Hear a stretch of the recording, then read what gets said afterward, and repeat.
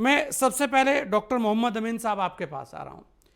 आपने देखा होगा कि वर्तमान में इस बार जो भारत है, क्योंकि वैसे तो भारत हमेशा से अग्रिम पंक्ति के लिए लड़ाई लड़ता रहा है, लेकिन इस बार देखा जाए तो सबसे बड़ा एक चुनौती का समय था जब टैरिफ की बात हुई, ट्रंप टैरिफ आया। ऐसा लगा कि भारत को झुकाने के लिए कोशिश की जाने लगी, लेकिन वहां पर भारत खड़ा रहा। यह कह सकते हैं कि पूरी तरीके से आंखें दिखा दी, और उसके बाद भी अमेरिका से रक्षा ढांचा समझौता भी किया, वो भी 10 वर्ष के लिए, यहां तक कि अमेरिका को झुकना पड़ा।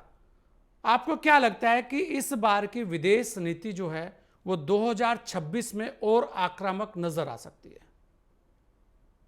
देखिए संजय जी, जहां तक सवाल है हमारे देश के प्राइम मिनिस्टर का, जब से 2014 से उन्होंने एज ए पीएमशिप संभाली है, तो बराबर वो देशों का विदेशों का दौरा करते आ रहे हैं और सभी से अपने संबंध बनाते आ रहे हैं।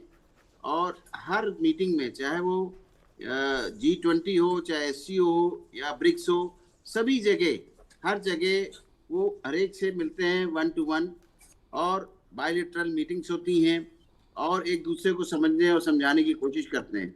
मैं समझता हूं कि समय आ गया जबकि भारत को एक वैश्विक स्तर पे जाके अपना स्थान प्राप्त करना है, विश्व विजेता बनना है, जिसके लिए हमारे लीडर श्री मोदी जी इंटाइटल हैं।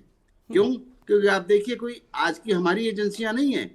आप देखेंगे कि मॉर्निंग कंसल्टेंट जो एजेंसी है फॉरेन की, उसी ने क्या किया है, उन्होंने अपने सर्वे में बताया है कि जो मोदी जी का कद है वो दुनिया में 76% एक्सेप्टेंस है कि वो विश्व के अच्छे लीडर हैं। उसके बाद आप देखेंगे कि सेकंड नंबर पे मेक्सिको के प्रेसिडेंट को दिया गया है 66%। उसी में आप देखेंगे कि मेलोनी को दिया गया है, जो इटली की प्राइम मिनिस्टर हैं जॉर्जिया मेलोनी, उनको 41% दिया गया है। उससे पहले जो प्रेसिडेंट थे अमेरिका के, उनको 37% दिया गया है, जॉर्ज बाइडेन को। और जो इस वक्त के प्रेसिडेंट हैं वो 46% हैं। मैं समझता हूं कि इन्हीं सब सर्वेज और रिपोर्ट्सों के आधार पे ये एक चाल चली गई विश्व स्तर पे, और जिसमें सबसे पहले अमेरिका आता है। अमेरिका ने एक चाल चल के कि एक ट्रंप ने ये चाल चली कि हम अपना ये टैरिफ वाला प्लान शुरू करते हैं, जिसमें कि हमारे भारत को मात दे देंगे। लेकिन मैं समझता हूं कि वो इसमें भी पीछे रह गए, क्योंकि हमारे भारत ने रिक्वेस्ट नहीं की 25% के बाद, लेकिन फिर उन्होंने 25% लगाया और ये कहा कि आप रशिया से ऑयल ले रहे हैं। बताइए, रशिया से उनके भी अच्छे रिश्ते हैं, बातचीत है, और वहां से सामान भी लेते हैं, व्यापार भी करते हैं अमेरिका के प्रेसिडेंट, और फिर भी हमारे देश को मना करते हैं। ये सब बहानेबाजी थी। उनको पता चल गया कि ये वर्ल्ड लीडर बनने हैं मोदी जी, इनकी हर जगह एक्सेप्टेंस है।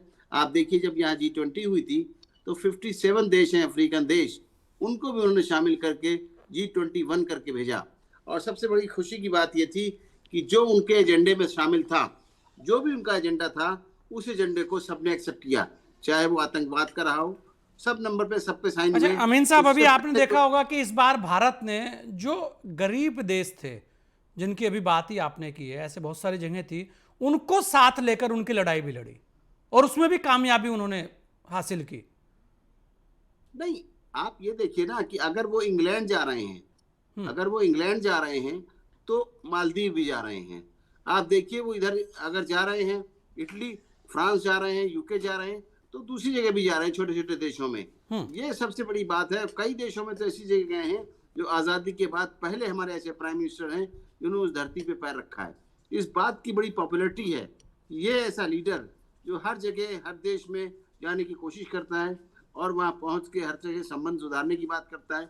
आप देख लीजिए, चाहे मुस्लिम कंट्रीज हों, मुस्लिम कंट्रीज में भी इनका डंका बज रहा है।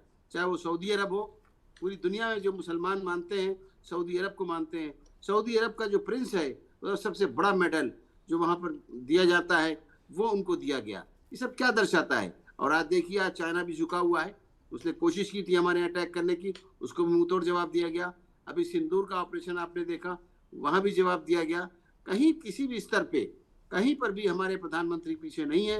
आप रिसेंटली जो अभी 2 दिन पहले की यात्रा है जिसमें कि खालिदा जिया की डेथ हुई, उसमें हमारे प्राइम मिनिस्टर ने अपना लेटर भेजा, जो एक प्रोटोकॉल बनता है, और अपने विदेश मंत्री को भेजा कि वहाँ जाइए, उनके बच्चे को मिल के आइए, यानी उनके जो बेटा था जिया का, खालिदा जिया का 41 ईयर का, उसको भी जाके वो मिल के आए, जबकि मोहम्मद यूनुस को नहीं मिले। ये सब क्या दर्शाता है? ये दर्शाता है हमारे देश की सिंपैथी, और ये दिखाता है कि हम छोटे बड़े देश और अपने पड़ोसियों का कितना ख्याल रखते हैं। नहीं, ये बिल्कुल पॉपुलैरिटी है हमारे ये प्राइम हाँ, मिनिस्टर की, ये और जरूर है कि जिसका इस बार की नतीजा मतलब आपको आप देखने कह को रहे हैं कि मिला। विदेश नीति जो है वो बिल्कुल एकदम सही दिशा में जा रही है